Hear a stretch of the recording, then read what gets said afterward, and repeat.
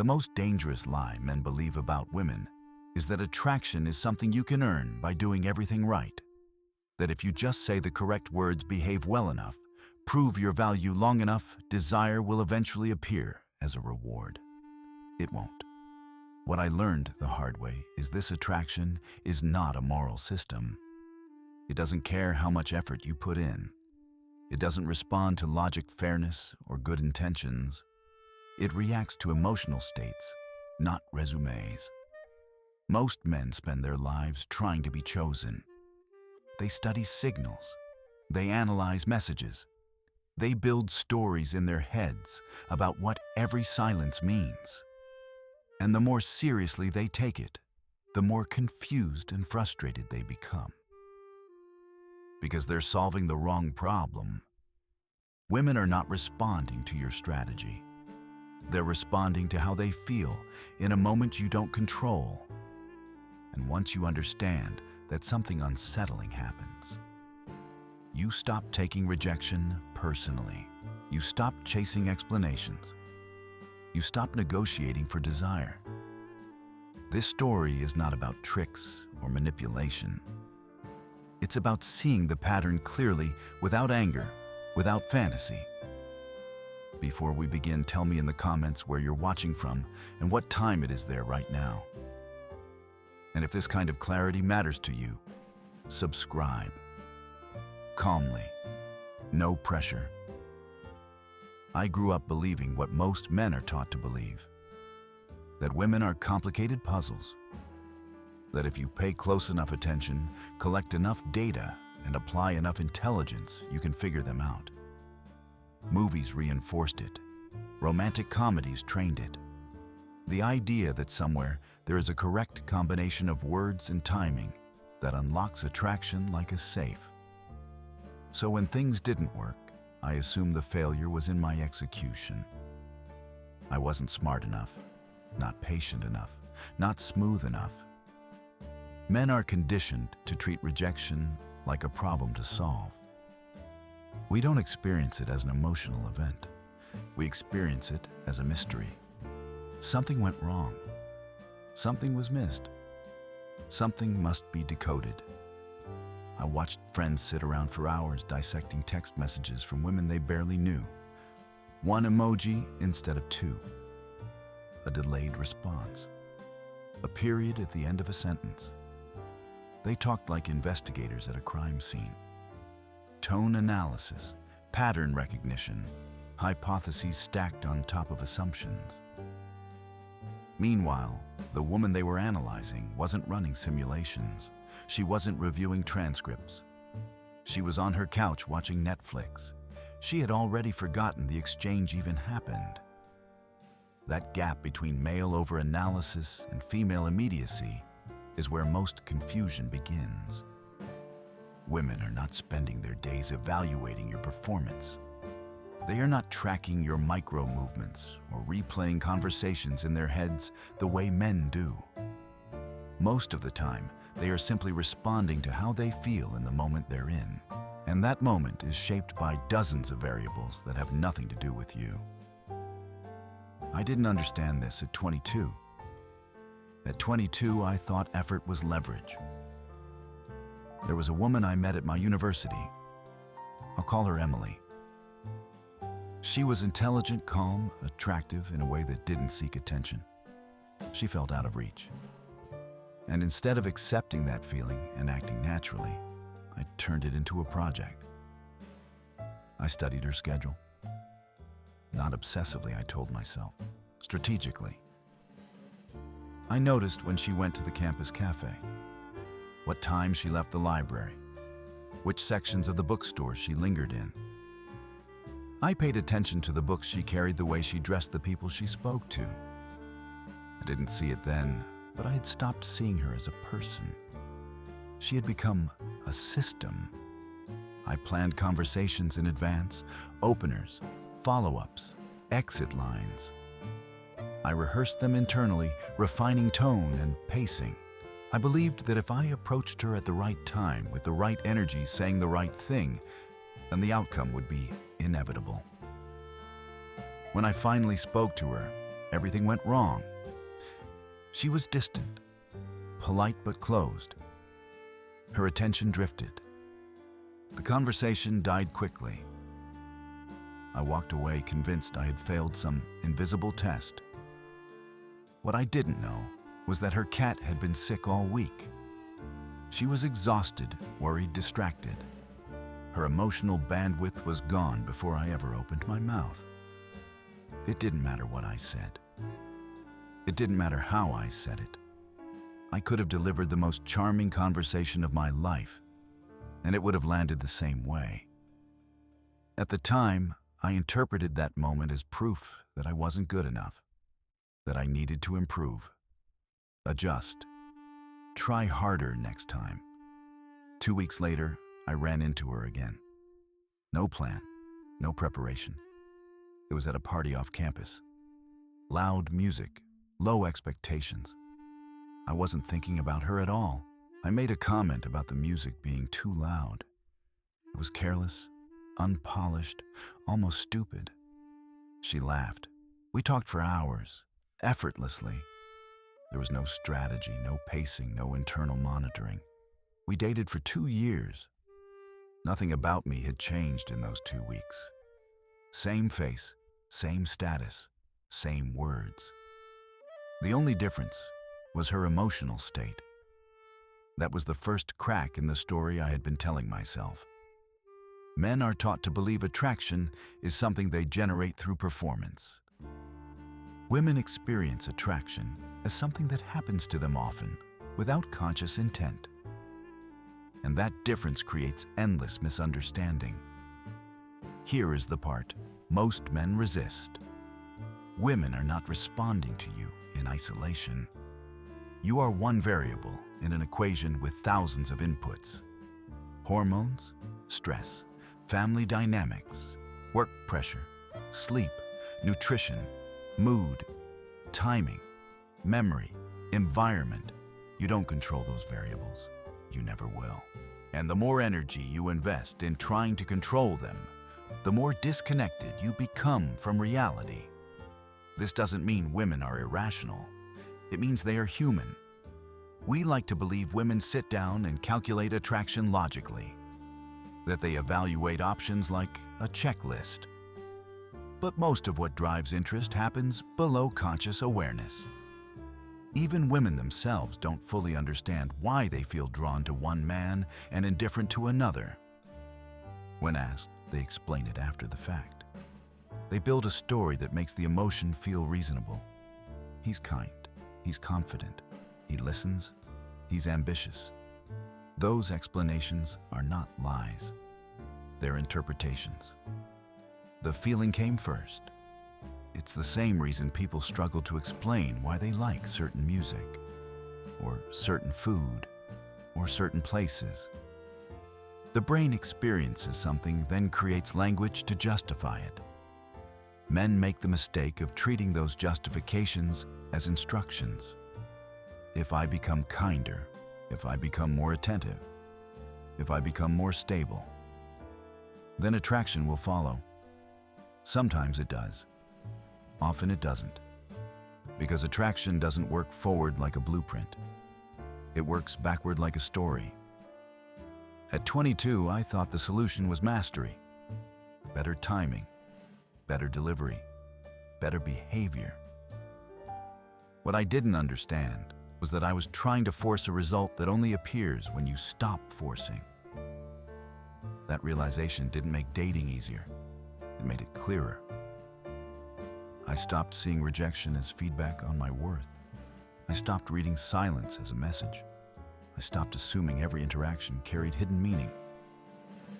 I began to notice something unsettling, but freeing.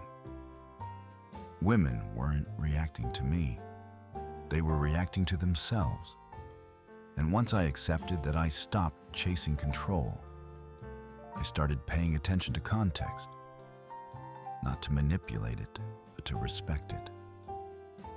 That shift didn't make me irresistible. It made me grounded. And grounding, I learned later, matters more than strategy ever will. That experience forced me to confront something I had spent years avoiding. The problem wasn't that I didn't understand women. The problem was that I believed understanding meant control. Men are trained to believe that if you understand a system deeply enough, you can manipulate the outcome. We apply this logic to careers, finances, machines, even our own bodies. Eat this, train like that, work harder, results follow.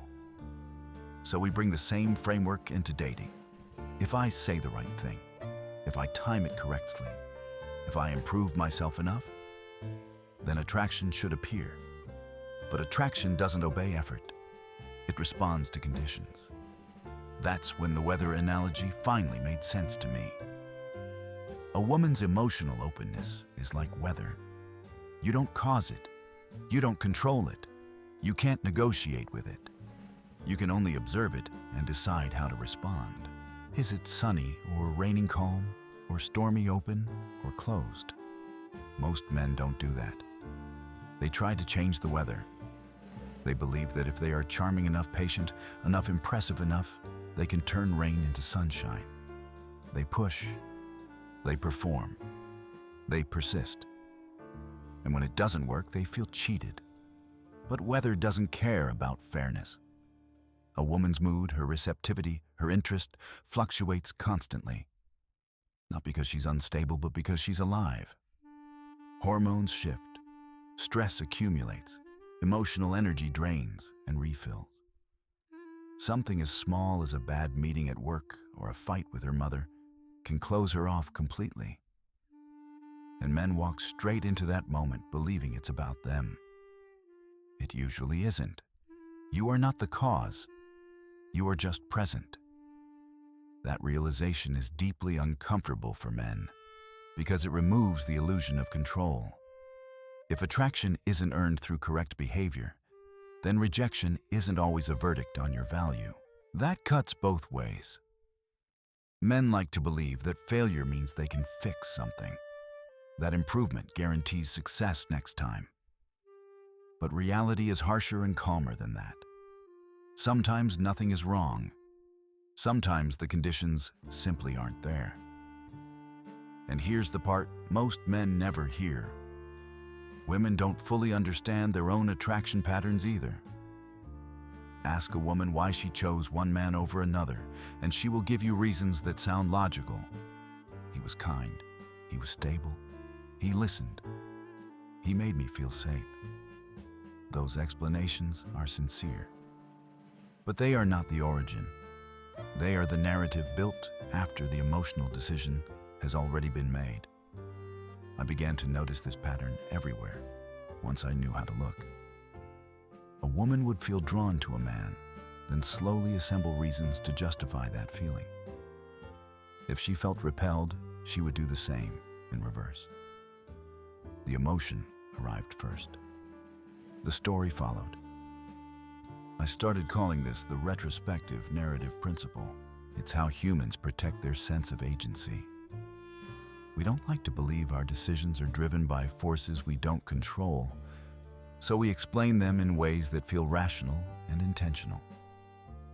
But attraction doesn't work like a courtroom argument. It works like a chemical reaction.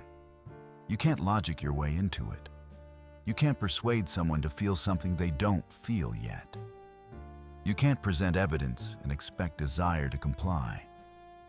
No one has ever fallen in love because of a well-structured explanation. Men try anyway. They list their virtues. They highlight their reliability. They showcase their plans. They explain why they would be a good choice.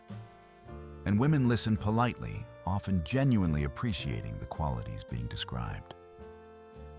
But appreciation is not attraction. This is why men become confused when a woman says she wants one thing and chooses another. They take words as instructions instead of symptoms. What a woman says she wants is often an idealized self-image. It's who she believes she should want, not necessarily what her nervous system responds to in real time. This doesn't make her dishonest. It makes her human. I had to accept that much of what drives attraction operates below conscious thought. The same way you don't decide to feel hungry. The same way you don't choose which song gives you chills. You experience it first. You explain it later. Once I understood this, something shifted in how I interacted with women. I stopped trying to convince. I stopped trying to perform. I stopped treating every interaction as a test. I began paying attention to energy instead of signals. Was she open or closed, relaxed or tense, present or distracted? If the energy wasn't there, I stopped pushing. Not out of resentment, but out of clarity. This alone filtered out most of the frustration I used to carry. Men burn enormous amounts of emotional fuel trying to revive dead moments. They chase conversations that are already over. They pursue women who are emotionally unavailable in that phase of their lives. And then they internalize the outcome as failure. But rejection doesn't always mean no. Often it means not now, or not here, or not in this state. You can't argue with that. This understanding also dismantled another illusion I had held on to. The belief that attraction is a permanent state once achieved. It isn't. Interest rises and falls. Openness expands and contracts. What was present yesterday might disappear tomorrow without warning. Men experience this as betrayal. Women experience it as natural. That gap in perception causes enormous resentment. Men want consistency. Women move through emotional cycles. When men demand stability from something inherently fluid, they suffer. The mistake is not wanting connection. The mistake is expecting permanence from emotion. Emotion is weather. It passes. Once I stopped expecting attraction to be stable and predictable. I stopped trying to lock it down. I stopped chasing reassurance. I stopped seeking guarantees. And paradoxically, that made interactions lighter. I was no longer trying to extract certainty from uncertainty. This didn't turn me into someone who didn't care. It turned me into someone who could observe without panic. Most men panic when interest fluctuates. They interpret it as danger. They rush to fix it, to explain, to secure. Women feel that panic immediately, and panic is repellent. Calm, on the other hand, communicates internal stability. And stability is one of the few things that consistently influences attraction over time. Not because it's impressive, but because it's rare. Understanding women didn't make me powerful. It made me realistic. I stopped expecting them to behave like men. I stopped projecting my psychology onto theirs. I stopped assuming that every interaction was a referendum on my worth. And in that space, something unexpected happened. I became easier to be around. Not more impressive, not more strategic, just more present. And presence, I learned, matters more than most men realize. Once I stopped believing that attraction followed logic, another illusion collapsed with it. The belief that what women say they want is a reliable map to what actually moves them. Men treat words like instructions. If someone tells us what they want, we assume they mean it literally. We adjust our behavior accordingly and expect results. When the results don't come, we feel misled. But the problem isn't dishonesty. It's translation. What women say they want often reflects how they want to see themselves. It's an ideal narrative, a socially acceptable version of desire, not a live feed from their nervous system. I saw this clearly for the first time when I started paying attention to patterns instead of promises. A woman would say she wanted a kind man, a stable man, someone who listened, someone reliable. And then she would fall for a man who was inconsistent, emotionally unavailable, sometimes even careless. From the outside, it looked irrational. From the inside, it made perfect sense. Kindness is appreciated, stability is respected, reliability is comforting. But appreciation, respect, and comfort are not the same as attraction. Men confuse these categories constantly. They believe that if a woman appreciates them, enough attraction will eventually follow. So they lean harder into being agreeable, available, predictable, safe. And slowly, without realizing it, they drain all emotional tension out of the connection. Attraction doesn't grow in emotional flat lines. This is where the so-called nice guy pattern emerges. A man hears what a woman says she wants and takes it as a rule book. He becomes hyper-attentive, always available, always agreeable, always accommodating. He opens every door, buys every flower, responds instantly, adjusts his schedule, alters his personality.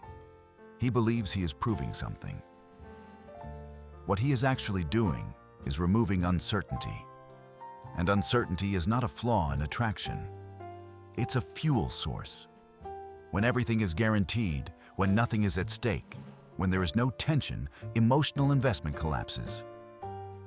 Not because women enjoy chaos, but because emotional systems respond to contrast. Men think attraction is about addition. More effort, more validation, more reassurance. In reality, attraction is often about subtraction. Subtract predictability. Subtract neediness. Subtract pressure. What remains has space to breathe. I watched men become more invisible the harder they tried to be seen. They mistook availability for value. They mistook consistency for desire. They told themselves, "I'll always be there for you. You can count on me. I'm not like other guys." And they were right. They weren't like other guys.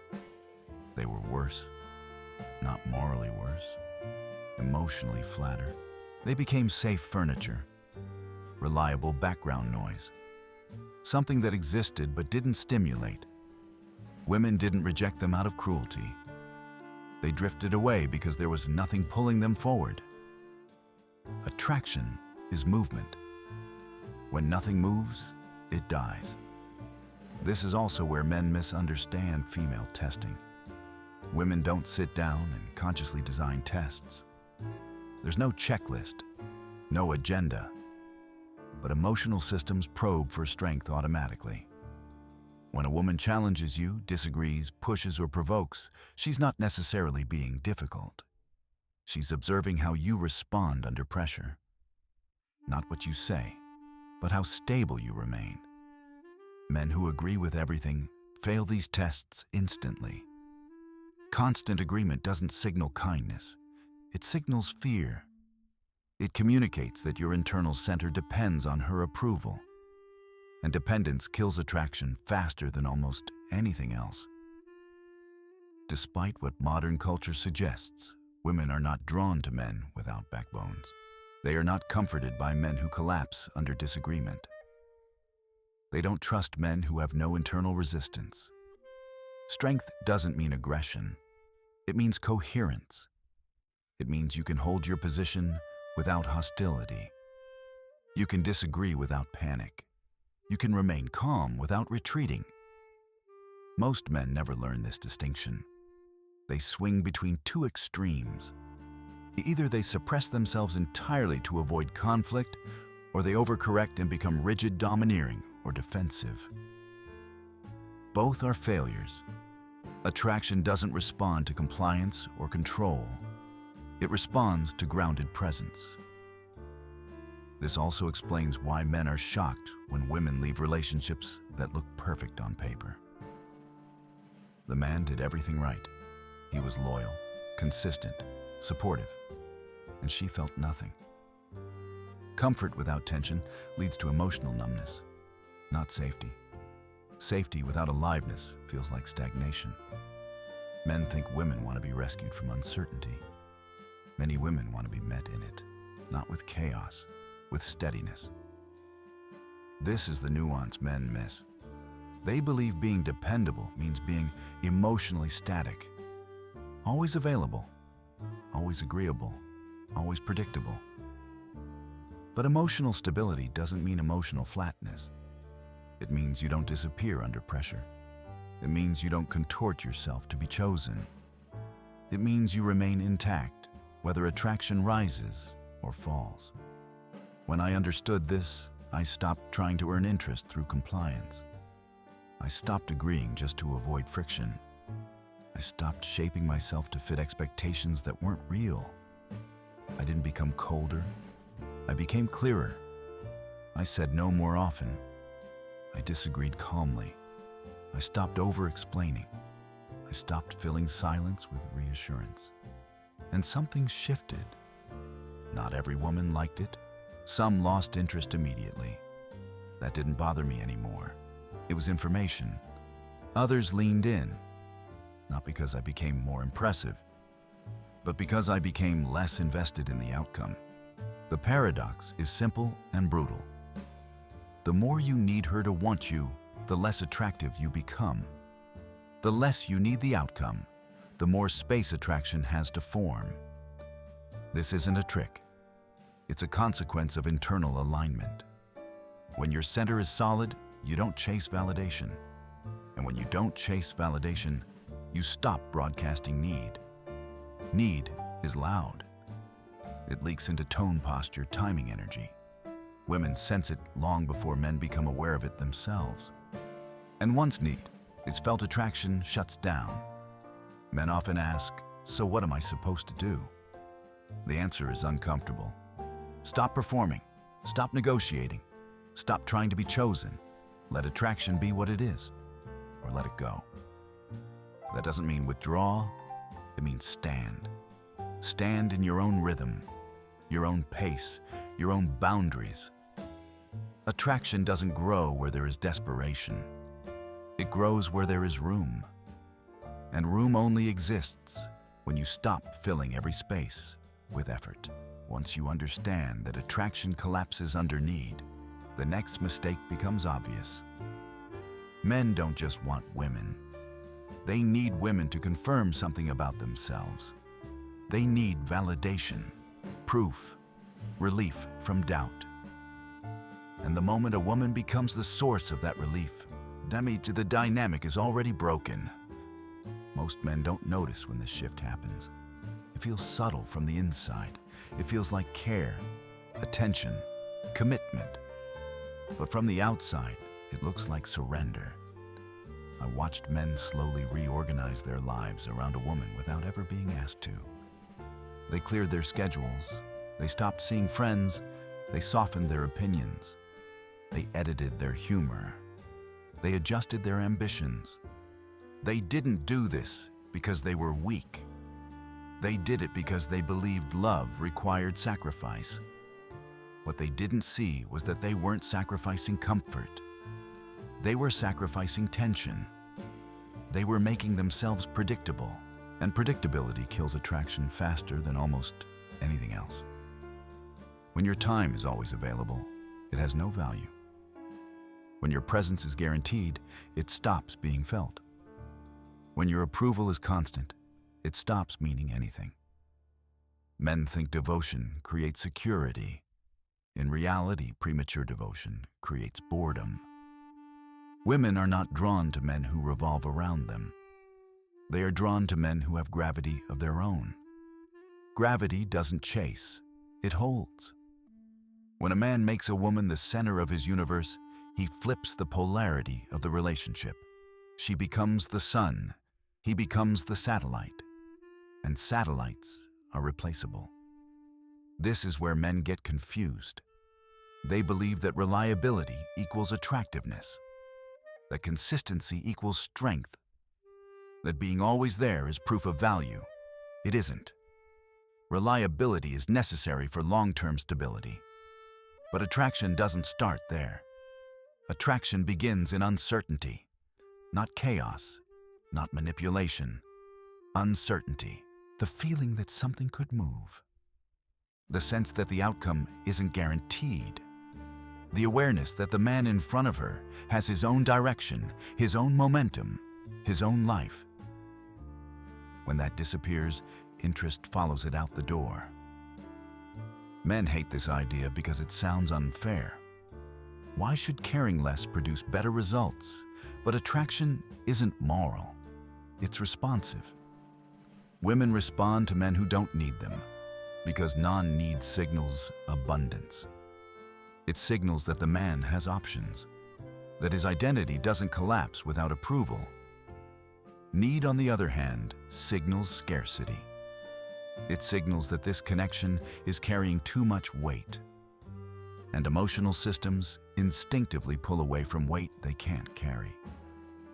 This is also where men misunderstand emotional validation. Men think validation means agreement. Yes, you're right. I understand completely. You didn't do anything wrong. They believe this builds closeness. In reality, constant agreement builds contempt. Women don't want a mirror that reflects everything back at them. They want a presence that can hold shape. When a woman vents about her boss, her friends, her family, she isn't asking you to dissolve into her emotions. She's watching how you handle them. If you collapse into agreement every time you communicate that you have no internal compass, that your position is dependent on her mood, that doesn't feel safe. It feels unstable. Strength is not opposition, it's independence. You can understand her feelings without surrendering your perspective. You can validate emotion without endorsing every interpretation. You can remain calm without becoming passive. Most men never learn this balance. They swing between emotional submission and rigid resistance. Both fail. Women test men constantly, not consciously, but instinctively. Every disagreement, every boundary, every moment of tension is a probe. Can he hold himself? Does he fold? Does he explode? Does he disappear? If you fail these tests, attraction erodes quietly, not with drama, with disinterest. I had a friend named Daniel. Successful, well-dressed, intelligent. Women liked him at first, and then they left. Every time. He treated women perfectly. He never disagreed, never challenged, never created friction. He believed harmony was the goal. Dating him felt like standing in a room with no temperature. Nothing wrong, nothing alive. One of his girlfriends left him for a bartender who lived with his mother and showed up late to everything. Daniel couldn't understand it. On paper, it made no sense. Emotionally, it made perfect sense. The bartender wasn't better. He was unpredictable. He created contrast. One day attentive, the next distant. One day certain, the next ambiguous. That emotional variation created engagement. It forced attention. It pulled investment. Daniel created none of that. He was safe, consistent, and invisible. This isn't an endorsement of dysfunction. It's an explanation of dynamics. Women are not attracted to being mistreated. They are attracted to feeling something. Comfort without intensity feels like numbness. Stability without tension feels like stagnation. Men hear this and panic. They think the answer is to become volatile, to withdraw affection, to play games. That's not strength. That's insecurity wearing a mask. The goal is not to manufacture drama. The goal is to stop eliminating all emotional contrast through fear of loss. When you suppress disagreement, when you avoid boundaries, when you over-accommodate, you flatten the emotional landscape. Nothing moves, nothing rises, nothing falls, and attraction suffocates. I learned this the hard way. I used to believe that being easygoing made me attractive, that never pushing back made me safe, that always being available made me valuable. It didn't. It made me forgettable. When I stopped trying to maintain constant harmony, some women became uncomfortable. They weren't used to resistance. They mistook calm disagreement for rejection. Others responded immediately, not with approval, but with interest. Because interest doesn't come from compliance. It comes from polarity. Polarity exists when two people are distinct, when they don't merge into one emotional mass, when each holds shape. Men who lose themselves in relationships don't create closeness. They create absorption, and absorption kills desire. You don't need to be cold. You don't need to be distant. You don't need to be unavailable for the sake of it. You need to be intact. Intact men don't chase reassurance. They don't negotiate attraction. They don't collapse under uncertainty. They allow interest to rise or fall without panicking. And that calm is felt immediately. Women don't analyze it. They don't articulate it. They respond to it. The less you need her to want you, the more space there is for her to want you. That truth is brutal, but it's also freeing. Because once you stop trying to be chosen, you start choosing yourself. And that shift changes everything. Once you stop chasing approval, another uncomfortable truth surfaces. Women are not chasing happiness the way men assume they are. They are chasing feeling, not comfort, not stability alone. Feeling. Men tend to think in outcomes: peace, security, order. We believe that if we remove pain and friction, satisfaction will naturally appear. So we offer solutions. We offer calm. We offer predictability. Women don't experience connection that way. They experience it as movement. Emotion to them is not something to be eliminated. It's something to be felt fully, high and low, intensity and release, excitement, uncertainty, desire, even frustration. This is why men are confused when women stay with men who are objectively bad choices, not abusive in every case, just inconsistent, unreliable, emotionally volatile. Men look at those situations and think she's being treated poorly. Why doesn't she leave? They assume the woman is choosing pain. She isn't. She's choosing stimulation. The man she stays with makes her feel alive. The man who does everything right often makes her feel nothing. This is not because women enjoy suffering. It's because emotional systems respond to contrast. A flat line feels like death. Men misunderstand this and conclude that women want drama. That's not accurate. Women want intensity. Drama is just intensity without control. The difference matters. I saw this play out clearly through a friend of mine. I'll call him Michael. He was a successful lawyer in his early 30s. Good-looking, intelligent, treated women with respect, paid attention, planned dates carefully, communicated clearly. And he could not keep a girlfriend longer than 3 months.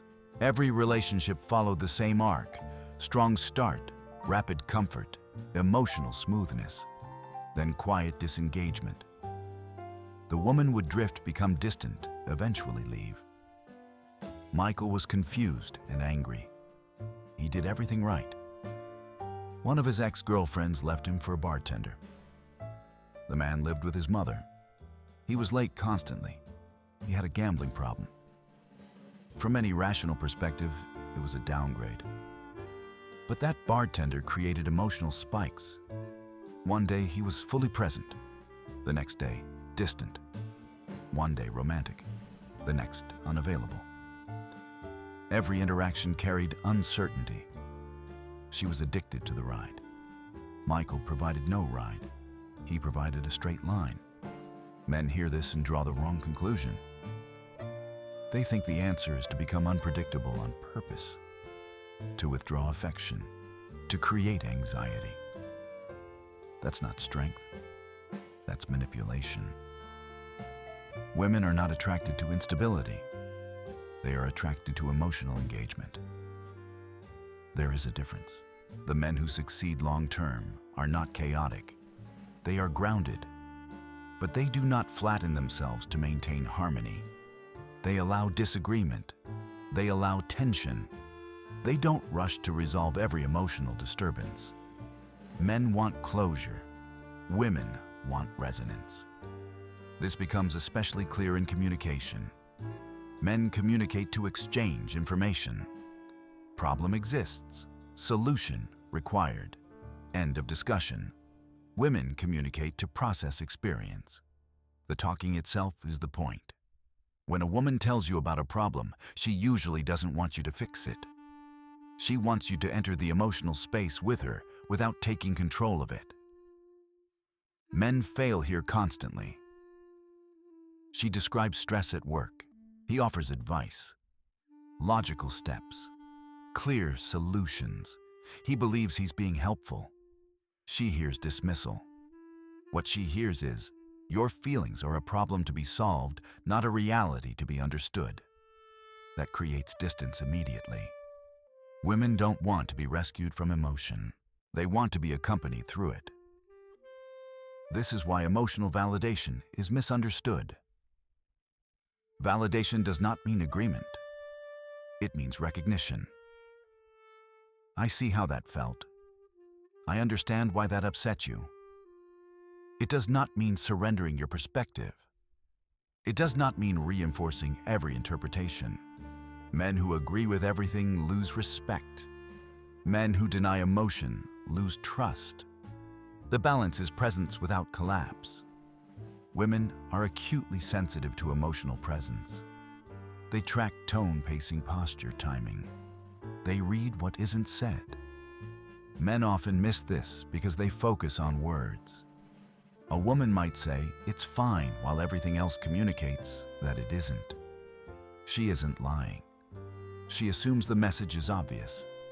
When she says, "I don't care where we eat," she may care deeply. She's testing whether you can lead without her managing you.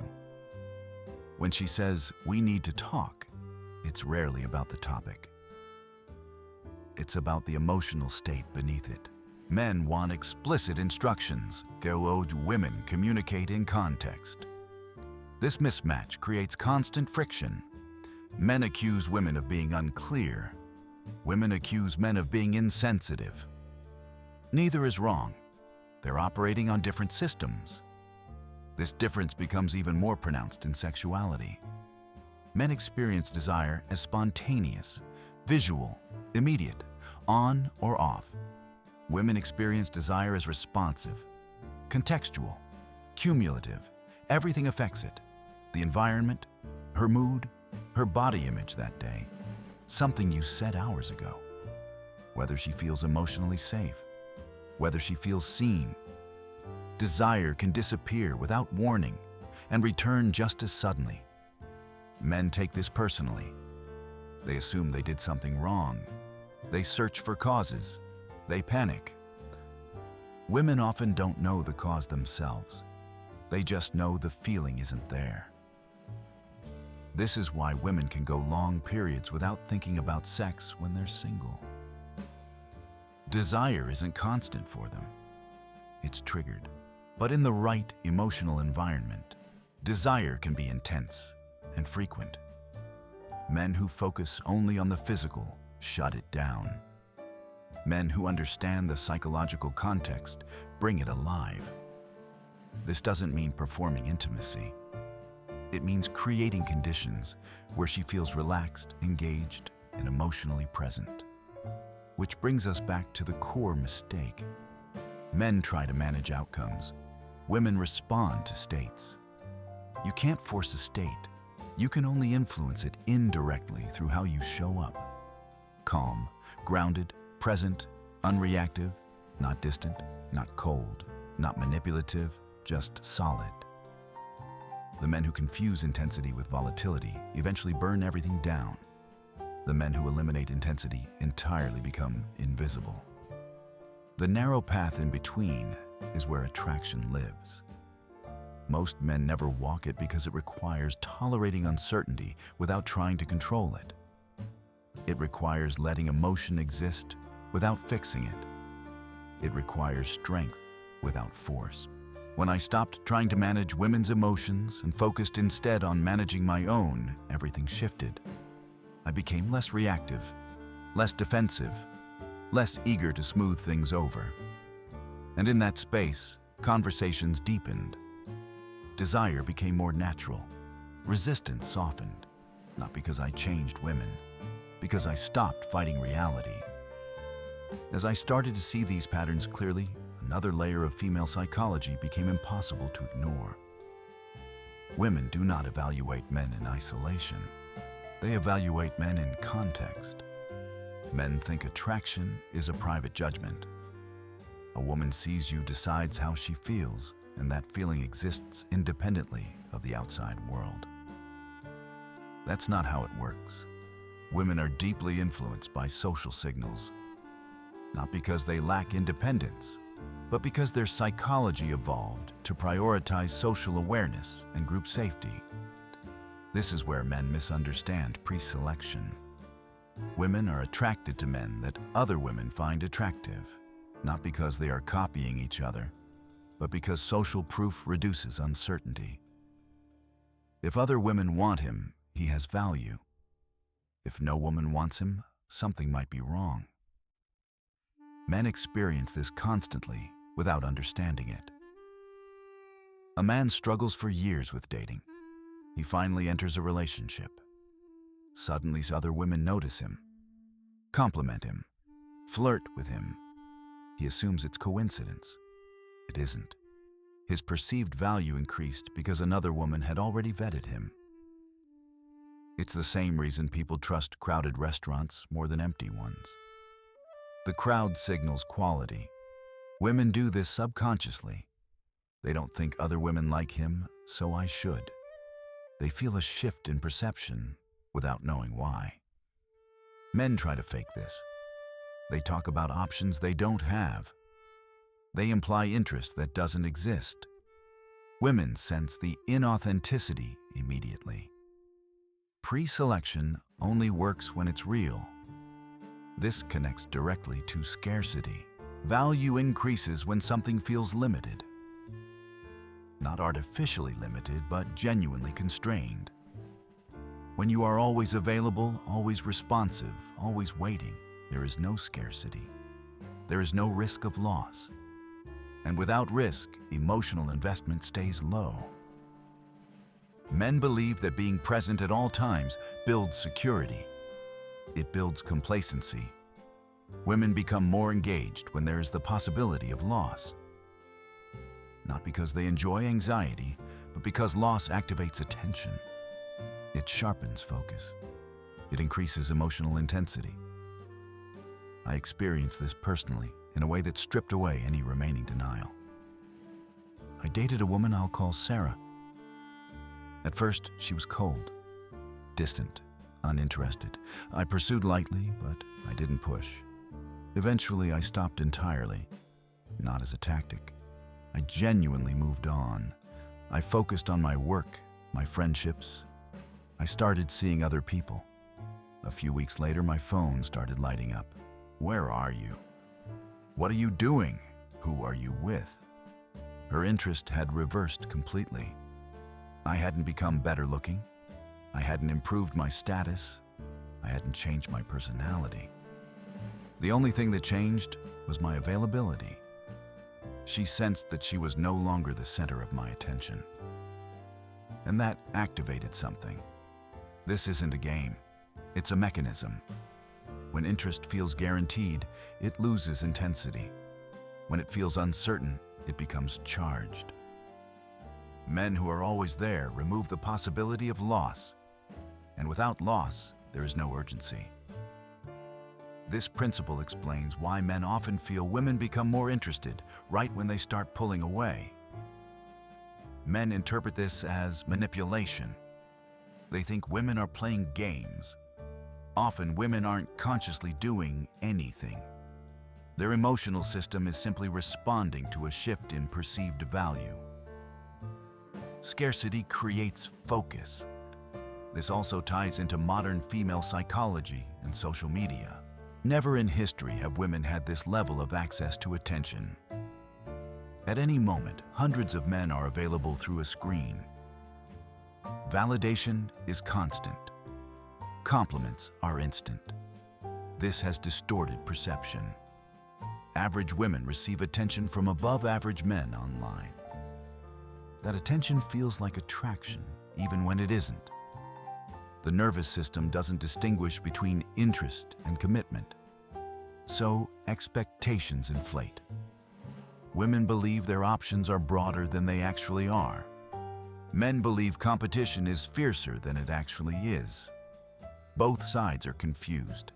This is why many women feel dissatisfied despite abundance. Too many options create anxiety, not peace. The constant awareness that someone better might be one swipe away prevents full investment. Men feel this too, but women experience it more intensely because of the volume of attention.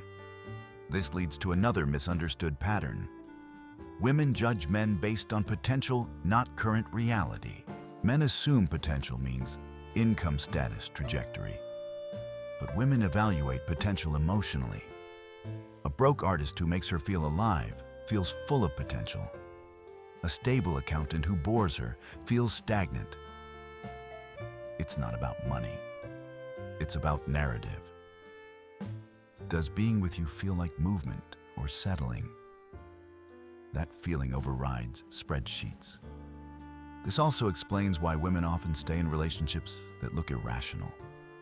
They project future growth onto men who make them feel something. They believe emotion equals destiny. This projection creates self-deception. A woman feels deeply and assumes the man must feel the same. She imagines a future because she feels one internally. Red flags are ignored, excuses are made. Reality is bent to fit the emotional story. Men don't do this as often. They separate emotion from projection more easily. This difference causes immense heartbreak. Men are confused when women say, "I thought you would change." They never promised to. Women weren't lying. They were projecting. Understanding this reframes rejection and detachment. When a woman pulls away, it's often because the emotional narrative collapsed. Not because of one action, but because the feeling changed. And feelings once gone are hard to resurrect. Men try to revive them with logic, with effort, with promises. It rarely works. This brings us to something men struggle to accept. You cannot negotiate desire. You cannot argue it into existence. You cannot earn it through sacrifice. You cannot shame someone into feeling something they don't feel. Attraction is not a contract. It is a response. Once you accept this, you stop chasing certainty. You stop demanding clarity where none exists. You begin to see female behavior not as malicious or confusing, but as consistent within its own framework. Different software. Women are not broken men. They are not worse men. They are not illogical men. They are running a different system optimized for different outcomes. When you stop expecting them to think like you, react like you, or value what you value, frustration dissolves. You stop taking things personally. You stop interpreting fluctuations as betrayal. You stop trying to control what cannot be controlled. And in that space, relationships become simpler. Not easier, but clearer. Once I stopped expecting consistency from emotion, the larger structure of female mate selection started to come into focus. It wasn't flattering, it wasn't comforting, but it was coherent. Women do not choose partners the way men imagine they should. Men tend to think in terms of absolutes, good or bad, loyal or disloyal, worthy or unworthy. Women think in gradients of value, hierarchy, and feeling. This is where the concept of hypergamy enters the conversation. It's a word people react to emotionally, but the behavior behind it is simple. Women generally seek partners they perceive as equal to or above them in some hierarchy: social, financial, physical, intellectual, emotional. This isn't a moral judgment. It's a biological pattern. A woman who has built status rarely feels attracted to a man who appears below her in that same dimension. Not because she's cruel or entitled, but because attraction doesn't respond to fairness. It responds to perception. Men struggle with this because they interpret it personally. They think, if she loved me, this wouldn't matter. But attraction isn't love. Attraction precedes love. This pattern explains something that confuses many successful women. They say they can't find good men. What they mean is, they can't find men they perceive as above them. There are plenty of decent men, just not ones that trigger attraction. Men hear this and feel dismissed. Women feel frustrated. Both miss the underlying mechanism. Attraction doesn't negotiate downwards. This also ties into the concept people call the wall. The idea is controversial because it feels cruel, but the timing mismatch it describes is real. Women tend to have the most options when they are young. Men tend to build options later, if they build anything at all. At 23, a woman may have more attention than she will ever have again. At 23, most men are invisible. By 35, if a man has built competent stability and internal strength, his options expand. Hers often contract. This creates a brutal inversion. When women have the most leverage, they often feel no urgency. They believe time is abundant. They wait for perfection. They pass over men who would have committed. When urgency arrives, leverage has diminished. This isn't punishment, it's timing. Men misunderstand this because they project male psychology onto women. Men peak in value later, so they assume women do too. They don't. And women misunderstand men because they project female psychology onto them. They assume early attention equals long-term security. It doesn't. This mismatch creates resentment on both sides. Another pattern that became impossible to ignore was emotional memory. Women don't remember what you said. They remember how you made them feel. Men remember facts, events, words, promises. Women remember states. You can win every argument and still lose the relationship if the emotional residue is negative. You can say nonsense and still be loved if the emotional residue is positive. Men hate this because it feels unfair. They believe logic should count, that being right should matter. Emotion doesn't care. This explains why women stay with men who are objectively bad choices.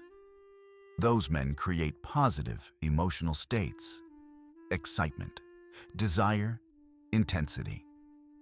And it explains why women leave men who are objectively good choices. Those men create emotional flatness. Emotion is the currency. This leads directly into the psychology of commitment.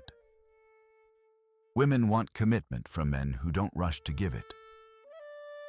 The moment a man is eager to lock things down, he often becomes less attractive. Men interpret this backward. They believe commitment signals seriousness and value. To women, eagerness signals scarcity. A man who rushes commitment appears to lack options. A man who is selective appears valuable. This is not a conscious calculation.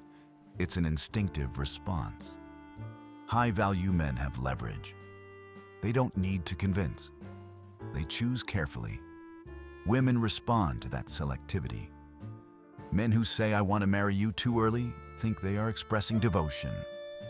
Women hear pressure. Pressure suffocates attraction. Another dynamic that breaks men's understanding is the friend zone. Women keep men around who provide emotional support, validation, attention, sometimes even resources without romantic intent. These men believe proximity will eventually turn into desire. It rarely does. Women compartmentalize relationships differently than men. They don't see this as exploitation. They see it as separate categories. The man in the friend zone is not a failed lover. He was never a candidate. Men suffer here because they invest with expectation. Women don't share that expectation.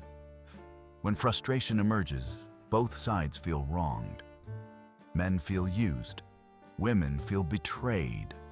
Neither understands the other's framework. Rejection reveals another deep difference. When a man is rejected, he internalizes it. It becomes a scar, a lesson, sometimes a wound he carries for years.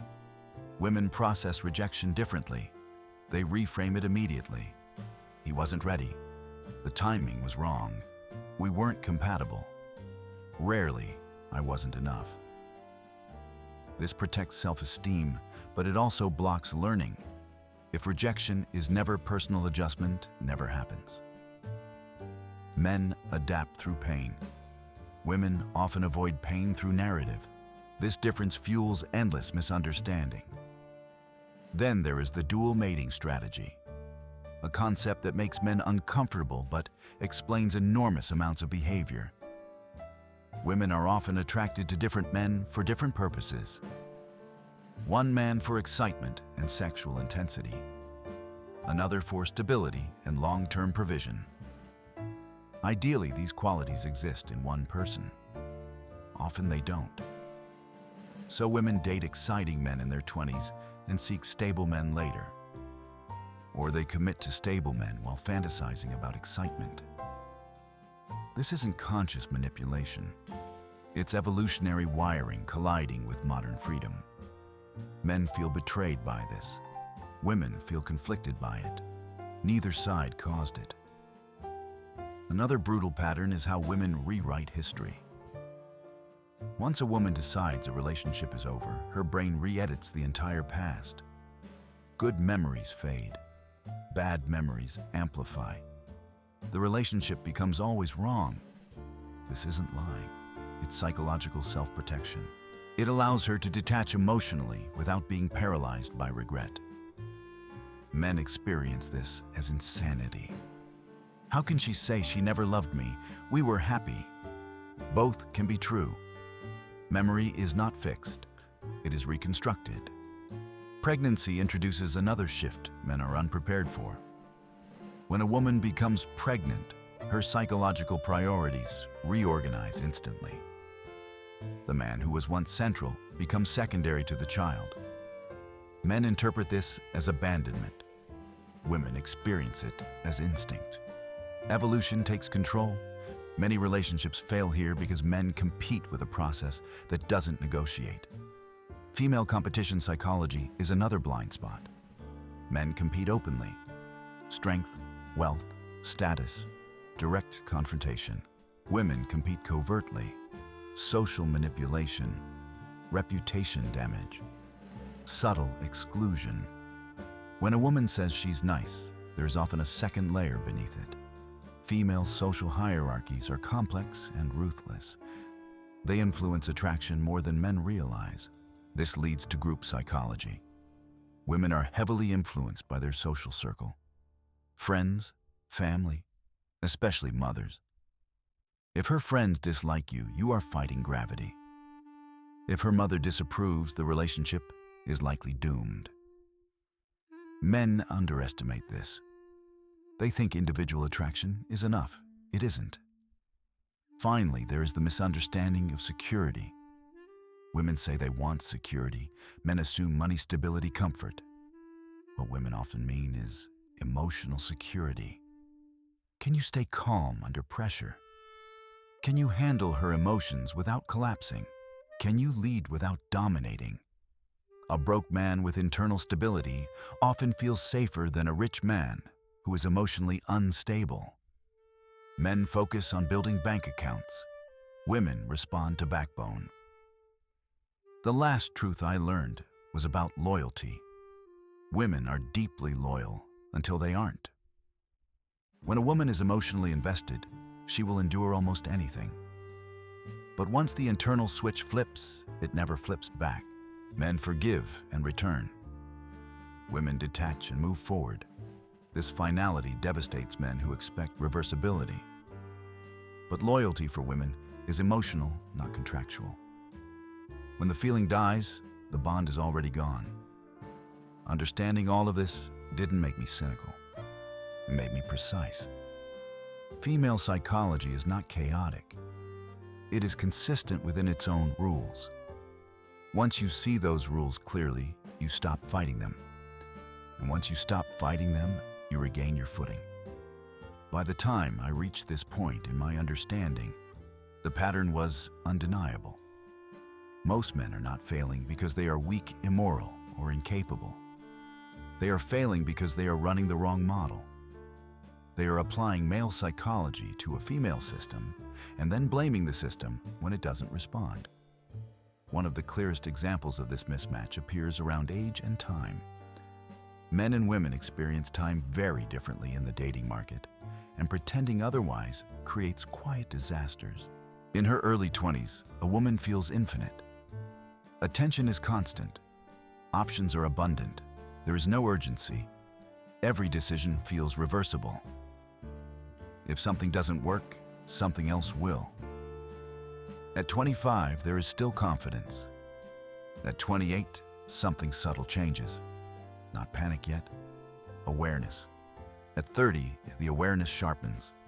At 32, it becomes pressure. At 35, it becomes reckoning. This progression is not about vanity, it is about options. Men misinterpret this completely. They think women suddenly change. They don't. The environment changes and psychology adapts. When options are plentiful, selectivity increases. When options shrink, flexibility increases. The same woman who dismissed commitment in her 20s may crave it desperately in her 30s. Not because she became wiser or more moral, but because scarcity activated different priorities. Men experience the opposite curve. In their 20s, most men are ignored, invisible, replaceable. They have little leverage. By their 30s, if they have built competence, discipline, and emotional stability, their options expand. This creates resentment on both sides. Women feel men are not serious when they finally want commitment. Men feel women are settling when they finally offer it. Neither side is wrong. They are just late to each other. This timing mismatch fuels bitterness when it isn't understood. Another area where men consistently misread female psychology is loyalty. Men believe loyalty is contractual. If you commit, you stay. If you forgive, you return. If you invest, you deserve continuity. Women experience loyalty emotionally. When a woman is in love, her loyalty is extreme. She will defend you against friends, against family, against evidence. She will rationalize your flaws and forgive behavior she would never accept from anyone else. But this loyalty is conditional on emotional attachment, not promises. Once that attachment breaks, loyalty doesn't weaken. It disappears. Men believe relationships can be repaired indefinitely. Women believe relationships end internally, long before they end externally. By the time a woman leaves, she left months ago, sometimes years. Men are shocked by this. They thought things were fine. There were no arguments, no warnings. The warnings were there, they just weren't verbal. She became quieter, less reactive, less demanding, less emotional. Men misinterpret this as peace. It is withdrawal. Another misunderstanding that devastates men is how women process rejection. When men are rejected, they internalize it. They ask, "What's wrong with me?" The rejection becomes part of their identity. Sometimes it shapes them for life. Women process rejection through narrative reconstruction. It wasn't the right time.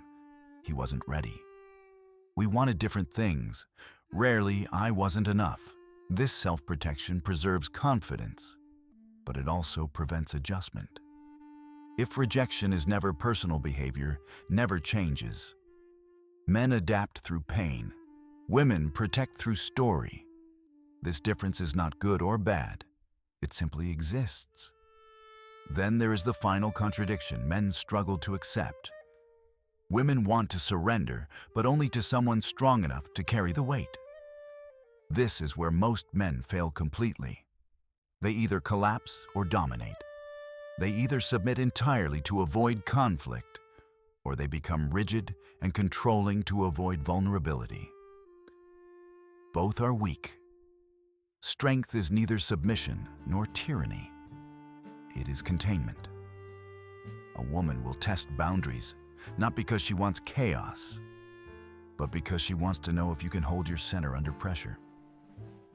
If you can remain calm when she is emotional. If you can lead without forcing. If you can stand without hardening. Most men cannot. They break, or they retaliate. And when that happens, attraction erodes quietly. The modern dating environment has amplified every one of these dynamics. Choice paralysis is real. With infinite options comes infinite comparison. With infinite comparison comes dissatisfaction. Women are constantly aware that someone better might exist. Men are constantly aware that they are being compared. This creates anxiety, not intimacy.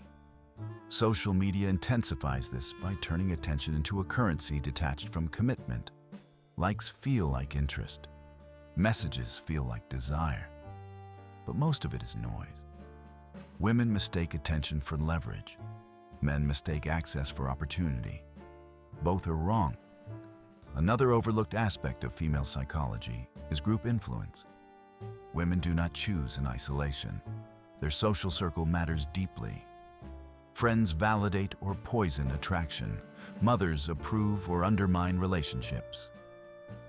Men underestimate this because men are less socially integrated in their romantic decisions.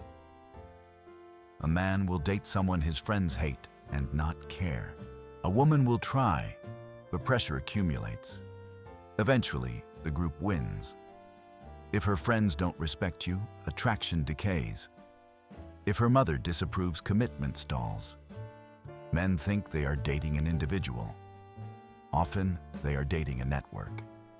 Finally, there's the misconception of security. Women say they want security. Men hear money, stability, predictability. What women often mean is emotional safety. Can you handle stress without collapsing? Can you tolerate her emotions without becoming reactive? Can you remain steady when things are uncertain? A wealthy man who is emotionally unstable feels unsafe. A poor man with internal strength often feels safe. Men build external structures and neglect internal ones. Women respond to the internal first. When I finally accepted all of this, something unexpected happened. I stopped feeling angry. I stopped blaming women for not responding the way I wanted. I stopped blaming myself for not being enough. I saw the system clearly. Female psychology is not mysterious. It is not evil. It is not illogical. It is different. And difference only hurts when you refuse to acknowledge it. Once you stop projecting your psychology onto women's behavior, stops feeling personal. You stop reacting emotionally to fluctuations you cannot control. You become calmer, more selective, more self-directed. And that calm, ironically, is one of the few things that consistently shifts attraction over time. Not because it's impressive, because it's rare. What I want to leave you with is not a rule about dating, but a principle about life. Most people spend years trying to be chosen. Chosen by a partner, chosen by a job, chosen by society. And without realizing it, they slowly hand their center away. Their mood depends on approval. Their confidence depends on attention. Their sense of worth depends on how others respond. That is a fragile way to live. The most stable people I've ever met were not the most attractive, the most successful, or the most admired. They were the ones who stopped negotiating their value with the world. They built an inner position that didn't rise and fall with praise or rejection. They didn't need every door to open. They knew which doors they were willing to walk through. When you stop chasing validation, something subtle changes. You become calmer, clearer, more selective. You no longer interpret every outcome as a verdict on your worth. You stop forcing connections that don't want to exist. You let people meet you where you are or walk away without resentment. That mindset doesn't just improve relationships. It improves how you handle loss, uncertainty, aging, and failure. You stop asking, "Am I being chosen?" and start asking, "Am I living in alignment with myself?" That question changes everything. If this resonated with you, I'd like to hear from you. Tell me in the comments where you're watching from and what time it is there right now. More importantly, tell me what part of this felt uncomfortably true. And if you value this kind of grounded, honest reflection, consider subscribing. Not out of obligation, but because you want more clarity in a world that thrives on confusion. Thank you for being here.